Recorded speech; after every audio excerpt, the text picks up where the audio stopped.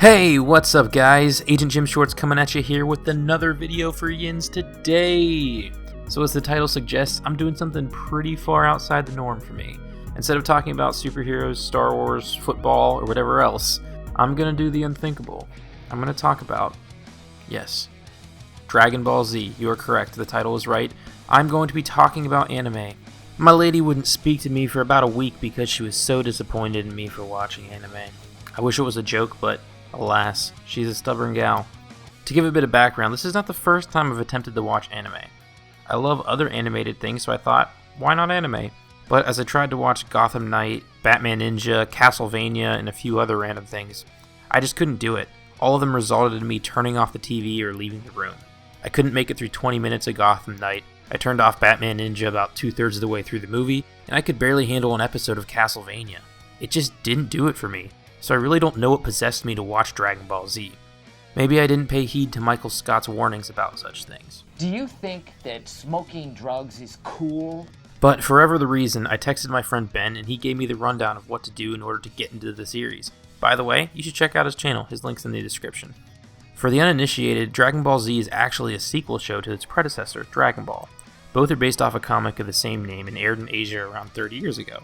And yes, I say comic. I know you hardcore nuts are going to be like, it's called manga, that's how they say it in Japan.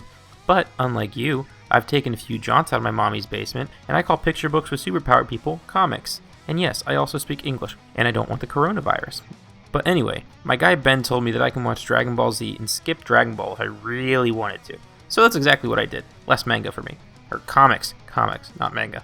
I watched the first season or two of the original Dragon Ball Z, and I mean, it had some good moments. But let me tell you, man, it was rough. The amount of filler and garbage and pointless episodes really got to me. At some point while I was watching Season 2, I discovered something pretty crazy. There's a remastered version of Dragon Ball Z that happened in the late 2000s, and it's a closer adaptation to the original comics, and it removed all that pointless filler that was leading me to want to jump off the frickin' Golden Gate Bridge. And for all of you snobs out there with mommy and daddy's credit card, it is remastered in HD, so you can all get out your fancy Blu-rays while you listen to Hamilton on vinyl. You know who you are. Anyway, hopping off this rabbit trail, this remastered edition of DBZ is referred to as Dragon Ball Z Kai. So with this knowledge, I bummed a friend's cable login and I started streaming some Dragon Ball Z Kai. And something pretty crazy happened. The show actually became watchable. There was no filler, there was no pointless subplots that meant nothing and just wasted your time. The action moved from one episode to the next. So if you choose to check out this show with no nostalgia attached to yourself, I'd really suggest watching the unedited version of Dragon Ball Z Kai. Anyway, now that we're through some backstory and we found a better way to watch this show, what even is this weird-ass show? Well, here's the explanation I'm sure you didn't ask for, but spoilers are ahead if you actually do care. Basically, there's this bootleg Superman named Goku. He's the protagonist and is the crazy-haired Asian guy your weird friend probably has on their shirts. He came from another planet and used to have a tail in the old Dragon Ball show, but that shit was weird, so they took it away in DBZ. He's married to a real bitch lady and has a son named Gohan, and that kid is heavily stereotyped into being a little smart Asian boy. Goku finds out he's an alien and is of the Saiyan race, and then some of the Saiyans, god damn it, why do I keep doing that? But anyway, some members of Goku's race decide to come and destroy the Earth. Also, the Saiyans planet was destroyed, and these are the last of their kind, and they are all superpowered due to gravity and solar stuff. Come on! These are effing Kryptonians, right? Well, the script says Saiyans. I don't think that's a typo, but wow! These guys copied Superman's backstory quicker than they copied the iPhone. Oh, and did I mention? There are 7 Dragon Balls that when brought together can summon the immortal dragon Shenron, who can grant any wish to anyone, and that's why there are super aliens coming to Earth. Yeah, that's some weird as hell anime stuff going on there. But to the show's credit, for how OP these things are, they actually managed to make them work within the universe. It's oddly consistent with how overpowered it is, and the show often uses the Dragon Balls in a way that a lot of people actually would, which oddly brings a sense of reality to the show.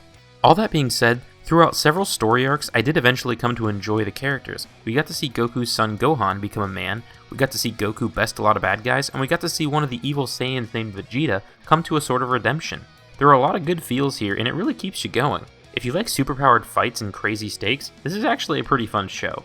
That being said, there are a lot of issues I have with this show. Obviously, if you watch the original, the filler can become a real annoyance. But beyond that, I think there are some real missed opportunities with our protagonist, Goku. He almost never changes or learns anything. His brash and foolish actions are often justified in random ways that just make his character staggeringly undynamic. On the other hand, we have Vegeta, who starts as a villain, then becomes a great character, and eventually is a hero of sorts. That's a way more engaging and interesting arc for a character. I'm not saying the main character needs to go bad or anything, but they could have allowed him to make mistakes and then learn from them, instead of letting his foolishness just always work out conveniently. This could have made him a lot more relatable and likable as a character. I also really hate how they treat some of the non-alien characters. A lot of them are cool characters who do some awesome stuff and then just get relegated to the sidelines by the end of the show. Like, Krillin was my guy, but he basically becomes a pud by the end of the series. This is just a problem I have with the show overall. It's especially disappointing because as the series starts, the characters are all at a similar skill level. Goku is still by far the strongest, but the other characters think his power is attainable to them. It gives this sense of camaraderie and potential, but after the first 2 seasons, it becomes abundantly clear that Goku and his family will forever be the most powerful, and it just leaves everyone else in the dust. It just seemed like a missed opportunity in my eyes. So what's my verdict on this show? Well, I think it's actually good storytelling for the most part, and I find myself on the edge of my seat more often than I'd like to admit. All in all, there are definitely some annoyances along the way, but I would say it's definitely worth a watch if you enjoy sci-fi fantasy adventures. But definitely go for the remastered version. It's way more washable. Leave that 80s shit in the dust, man. Thanks for watching, everybody. I just want to let you all know that the giveaway is still going on for our Infinity Gauntlet. If you want to be entered, all you have to do is like this video, subscribe, share the video, and leave a comment on this video or our Spider-Man video. I also want to give a special thanks to Ryan Smurthwaite. He composed all the music you heard in this video. If you liked it and want to hear more, check out his new EP, Royalty. You can find it on YouTube, Spotify, Google Play, or Apple Music. Links in the description below. Thanks again, everyone, and stay frosty, guys.